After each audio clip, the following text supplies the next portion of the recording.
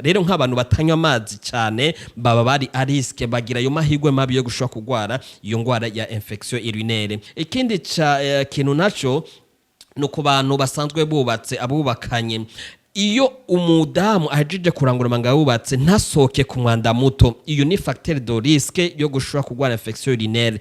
Ego cyane murakoze. Hama hari ikindi kibazo naguma ndababaze, mbe mu gihe umuntu afise iyo ngwara hama ntiyirukire kwa muganga nta ngaruka mbi byo babifise?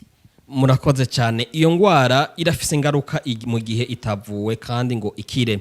Icambere nkuko twavuze ko infection urinaire ari infection urinaire basse ifatira muri ka gace kabika umukoyo, ishobora gutandukira muri infection urinaire haute. Donc muri ico gihe ibititandukira amafyigo, muri ico gihe maze gutandukira amafyigo cogire ivyo twita ingwara twita pyelonephrite. Muri ico gihe urashogera ubushuhe, rero mbe muri ivyo ushobora kugira ivyo twita septicemie, imikorobe igacigwirirana ikaja mu ikatandukira umubiri ku buryo ishobora no kuguhitana ugapfa. Ikindi infection urinaire ishobora kugutera ubugumba, iyo ni complication imwe abantu batazi. Ama infection urinaire a repetition gumagaruka kandi zitari kuzivugwa ishobora gutera ubugumba, iyo ni ka twaronse ndi mu gihugu c'Ubuhindi mu bitaro bito Apollo Hospital. Ni bitaro bikomeye cyane ku isi, abantu ndibaza bavuye mu bice bitandukanye by'isi baja kwivuriza. Rero iyo utayivuje nk'umudamu yibungenze ikimutera fausse couche, avortement, aca agira avortement. Twashaka dusabe rero umuganga wacu uno munsi agire akajambo kanyuma abwiye abakunzi bacu ingene twokwifata n'ingene twokwirinda iyo ngwara. Murakoze cyane. Nk'akamonotera bareko batwumviriza, bivanye n'ubushakashatsi bwakozwe habonetse yuko abantu bagwara infection urinaire ibice 50% irakira ikijijwe n'amazi atamuti wanyoye. Kubera iki?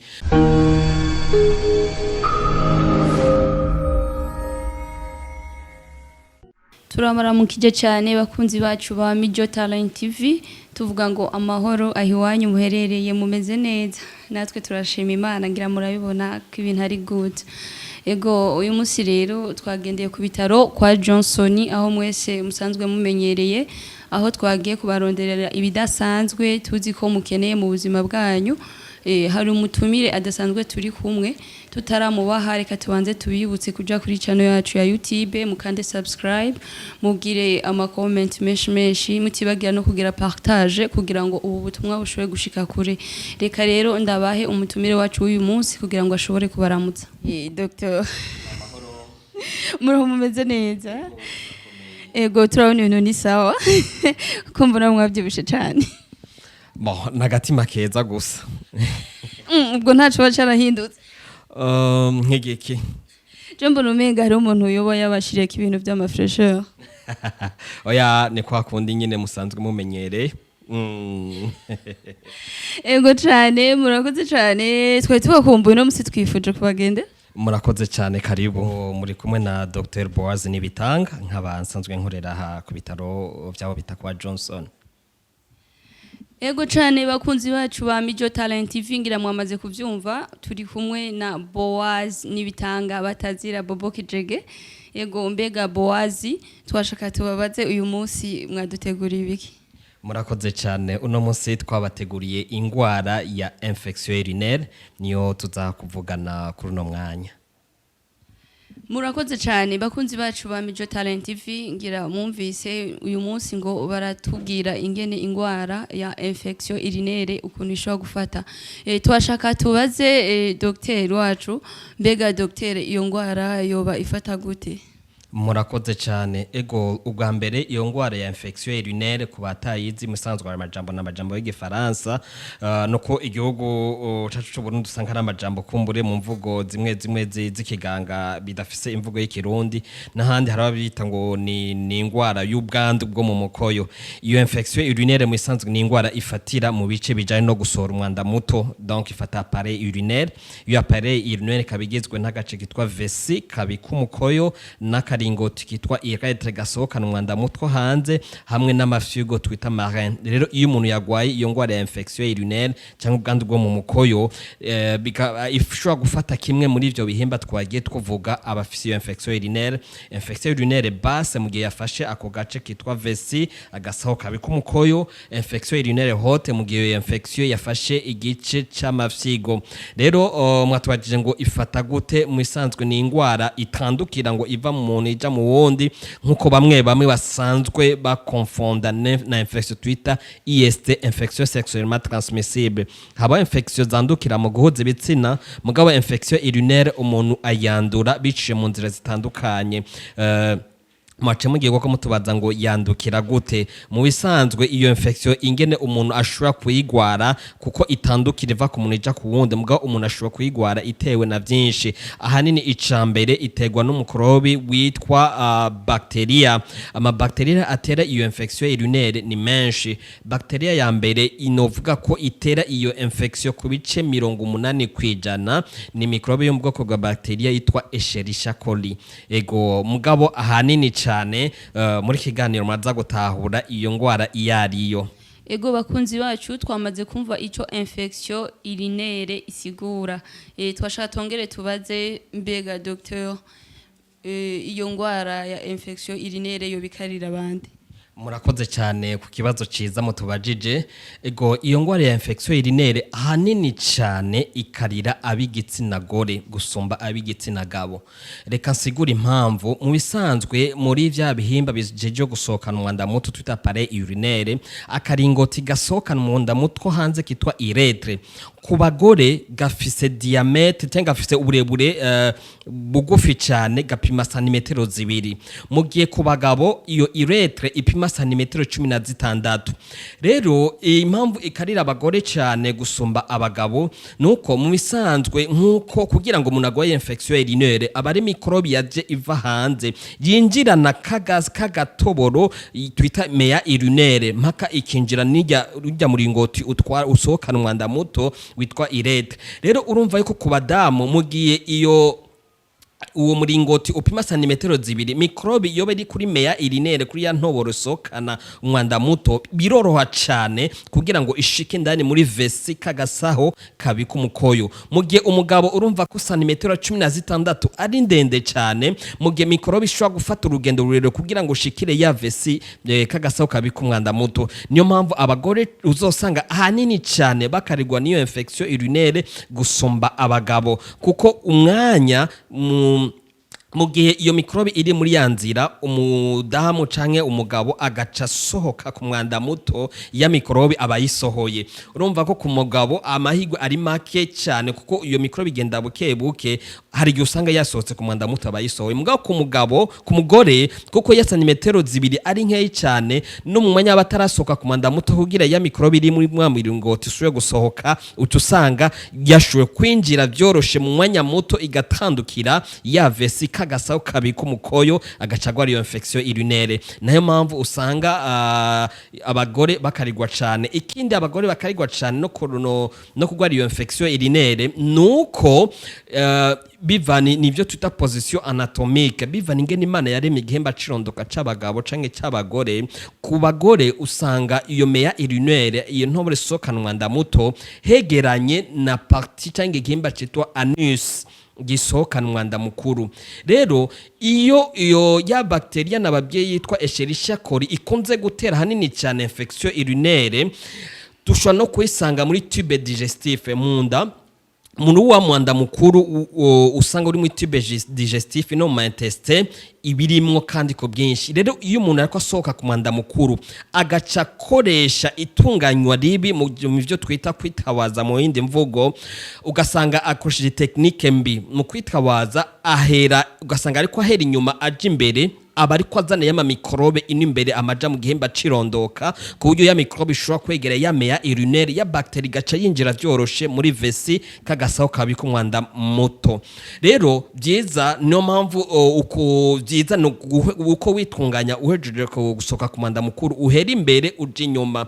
Rero kuba rero iyo anus yegeranye niyo meya urinaire ku bagore iyo ni facteur biri mu bintu bituma abagore bakarirwa cyane. Mugabo umugabo urumva meya urinaire igitsina cy'umugabo kiba kiri imbere cyane nubwo yokoresha technique mbi mu kwitunganya ku mwanda mukuru ya mikorobe nishobora gutandukira muri ya meya urinaire. Ivyo nivyo bisigura igituma ikarira abadamu gusumba ab'igitsina gabo.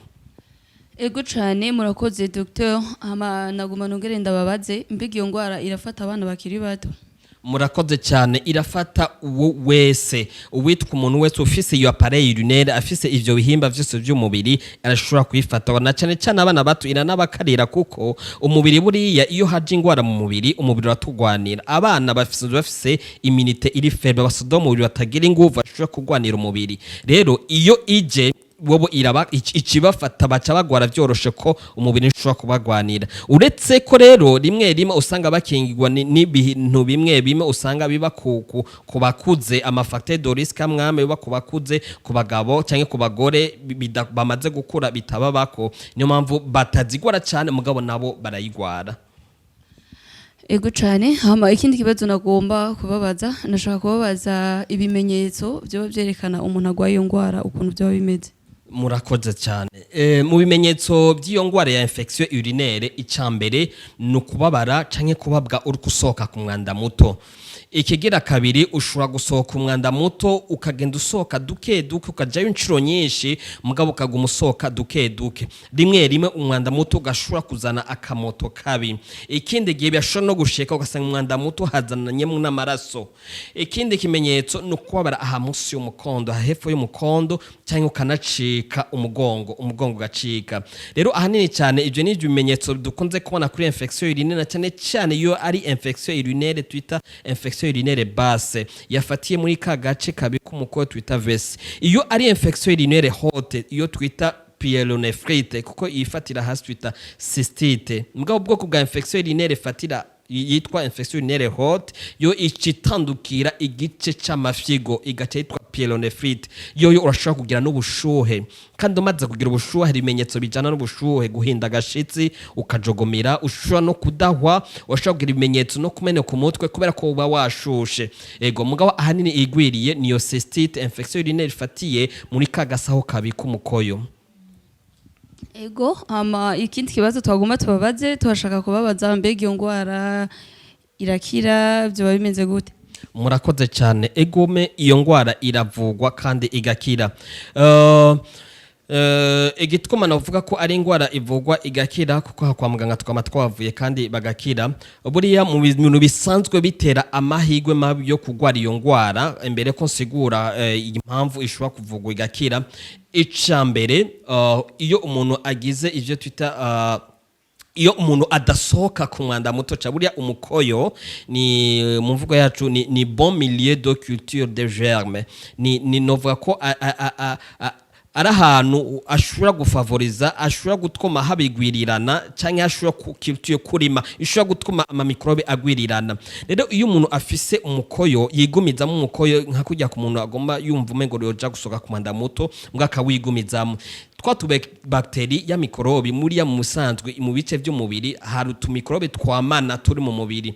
Rero muri ico gice ca vesi ako gasaho kabika umukoyo ya mikorobi uko hatera umwanya muremure ya mikorobi acaba multiplication ikigwirirana.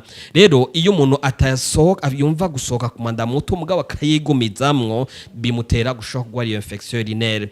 Ikindi naco iyo umuntu atanywa amazi menshi ko buriya nkuko twabisiguye kagasaho gasokana umwanda muto kakaringoti gasokana umwanda muto ya mikorobe yinjira na hajya. Rero iyo umuntu anyoye amazi bica bituma asohoka cyane ku mwanda muto. iyo usohotse unyoye amazi usohoka rero kwa gusohoka bituma twa mikorobi twagiye dufata turiko dutandukira cya gihimba cyitwa vesi kibika umukoyo dushobora gusohoka rero nk'abantu batanywa amazi cyane baba bari ariske bagira ayo mahigwe mabi yo gushobora kugwara iyo ngwara ya infection urinaire. Ikindi naco ni ku bantu usanga bagira ama constipation kugumbiza nkuko twavuze yeko ya mikorobi ahanini cyane ushobora no kwisanga muri tube digestif. Rero iyo umuntu yagize constipation ya mikorobi ya escherichia coli igumigwirirana ugiye gusoka ku mwanda mukuru rero mu gihe vyabomotse ya mikorobi usanga yaguriranye cyane muri wa mwanya wo kwitunganya ukagira erero na gato amazi agatarukira amaje imbere ya mikorobi ishobora kwinjira vyoroshe cyane rero ama constipation ni facteur de risque cyane ko gushobora kugwara iyo infection. Ikindi kintu naco no ku bantu basanzwe bubatse abubakanye buriya abubakanye nkuko twavuze yuko ya mikorobi injira na kagaringoti abubakanye iyo bahejeje kurangura amabanga y'ububatse hariho ama secretion abavamwe kenshi usanga harimo imicafu mikorobi atandukanye kumbure asohoka aja hanze kuko abavuye mu gihimba cirondoka haratandukanye niyo nzira itwara umwanda muto uja muri vesi haba ari sterile mikorobi igiye mu itera ingorane sico kimwe n'imicafu iguma mu gihimba cirondoka. Rero ibivuye hariya iyo umudamu ahejeje kurangura amabanga y'ububatse ntasohoke ku mwanda muto iyo ni facteur de risque yo gushobora kugwara infection urinaire y'ama mikorobe canke ya micafu ishobora kwinjira vyoroshe na yanzira ya urethre kakaringoti gasokana umwanda muto nabujya ari kagufi cyane ikatandukira hariya nayo mavutwa amatwa hanuye abubakanye iyo umudamu ahejeje kurangura amabanga y'ububatse acaja gusoka ku mwanda muto bituma ya mikorobi iri hajya muri ya meya urinaire isohoka ikaja hanze. Rero kuri cya kibazo matuwajije mbe iravugwa igakira mbere umuti wa mbere ni ukunywa amazi niyo mpamvu nabanje gusigura ivyo kugira ngo mwumve yuko umuti wa mbere wa infection urinaire na amazi menshi iyo umuntu anywa amazi menshi icambere biramuvura infection urinaire. Bivanye n'ubushakashatsi bwakozwe habonetse yuko abantu bagwara infection urinaire ibice 50% irakira ikijijwe n'amazi atamuti wanyoye. Kubera iki? Ya mikorobi iba iri muri ya vesi kagasaho kabika umukoyo iyo unyoye amazi ucumera nk'uko nabona nk'igikoresho mu nzu nkamwe musanzwe mwubatse ucusanga ya mikorobe iri nk'ibwi ncafu iri mu base cyangwa indobo iri hasi iyo ususemo amazi ucumera nk'uko aya mazi ushizemwe mashasha acamera nk'ayakuraho mikorobe uko avayo agenda akura mu ya micafu. Rero no mukoyo nuko unyoye amazi ya mikorobe irimwo uko uja gusoba ukigenda ivamo mugabo umva ntikiza sigihe cyose ikira ni mu gihe ya mikorobe yaguteye infection ikiri bitara myinshi mugabo numva ko amazi arimwe mu bivura infection urinaire kuko urayanywa bigaca bituma usoka ku mwanda muto niko kuyikiza ko ya mikorobe isohoka.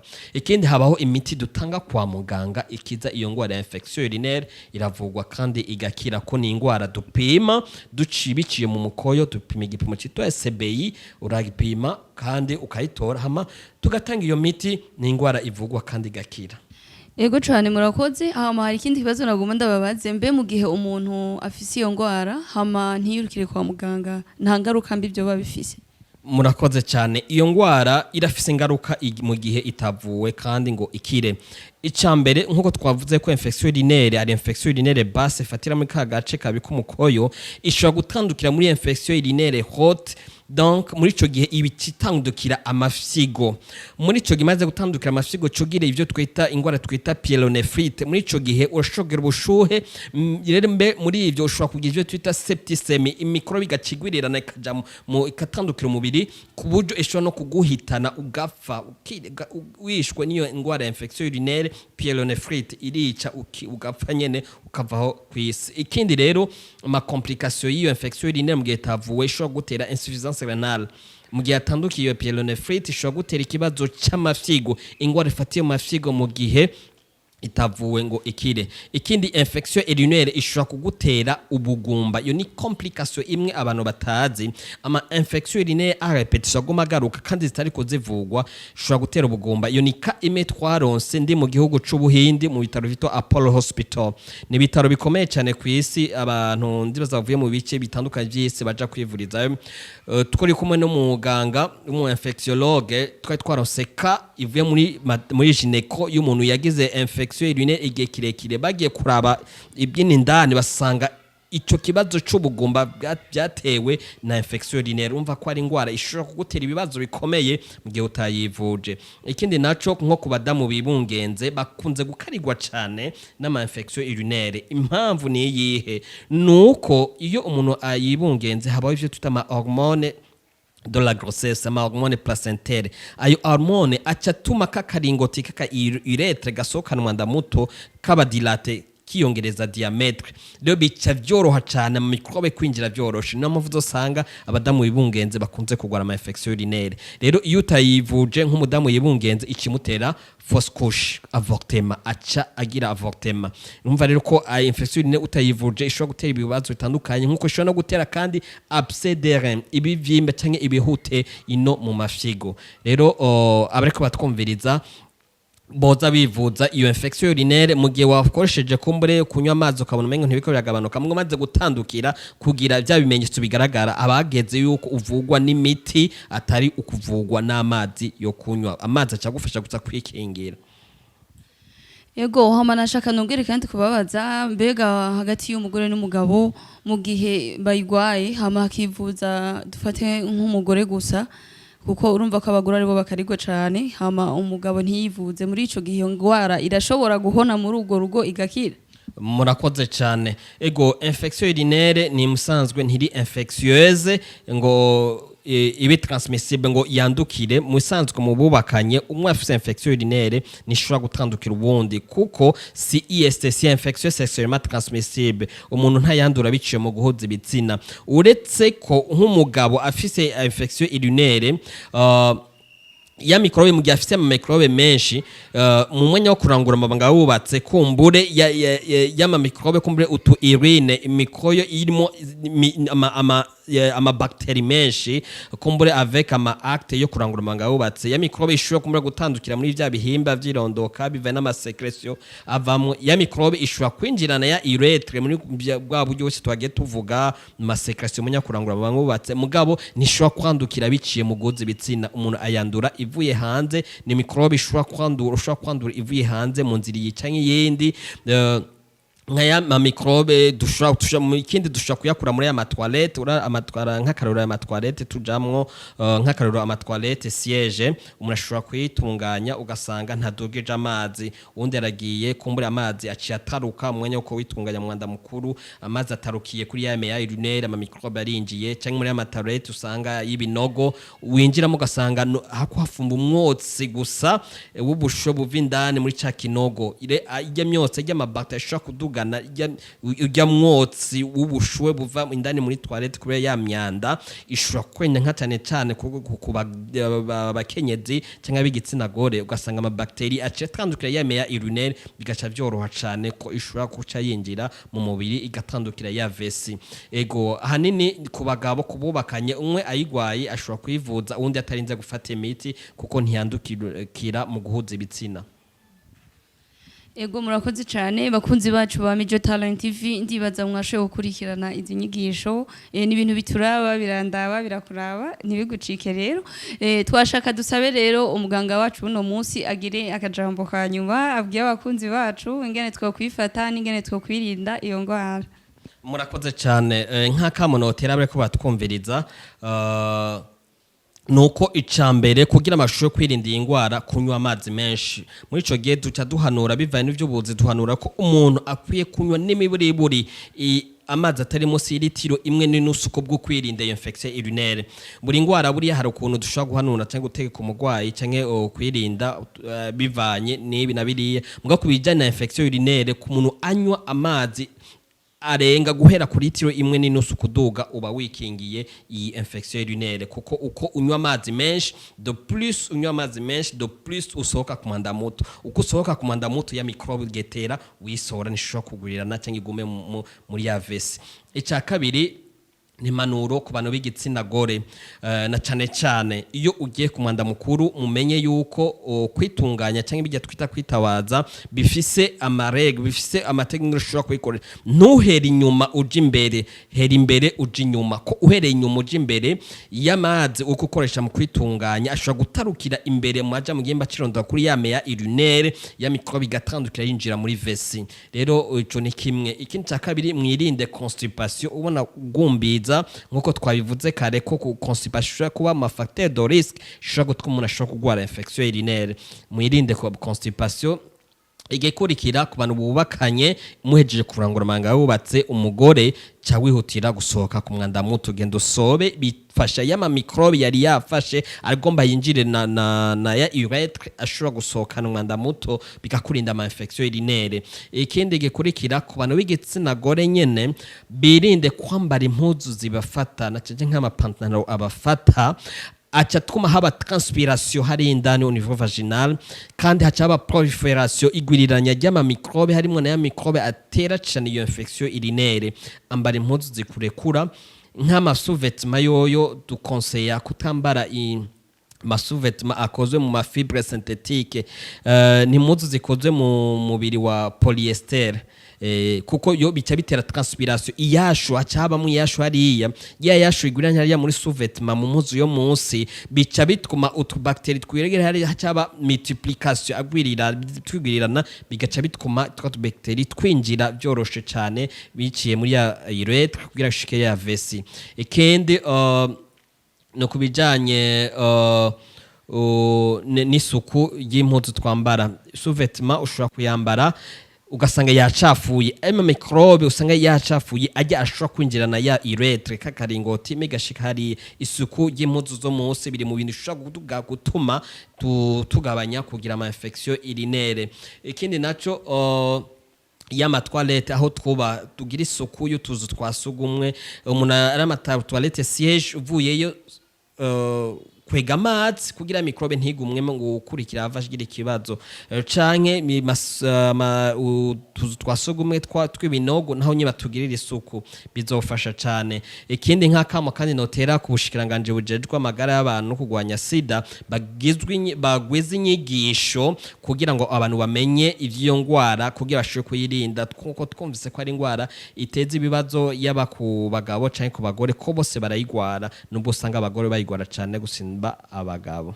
Turabashimiye cyane ku nyigisho zidasanzwe muko muraduha ni inyigisho twari dukeneye ni inyigisho zikimazi kuri twebwe kuri benshi cyane bariko barazumva. Mbega Dr nk'umuntu yobakenera akavuga ati je numvirije ico kiganiro ndumva ko ivyo bimenyetso ndabifise mbega uwo muntu no muronka gute kugira ngo ashobore kumvura canke ampimanuro yobaronka gute? Murakoze cyane ego abo dukenera nsanzwe nkorera ku bitaro byaho bitakwa Johnson hama nimero ya telefone ni 79 25 75 72 79 25 75 72 mwashitse mashobora kubaza Dr Boaz nibitanga niyo twama imisi yose. Ego murakoze cyane bakunzi bacu ba Mijo Talent TV turabashimiye cyane namwe ku mwanya udasanzwe mwashoboye kuturonsa kugira ngo umukurikirane kino kiganiro. Ego naho ubutaha twumva twobikebanura bye bye.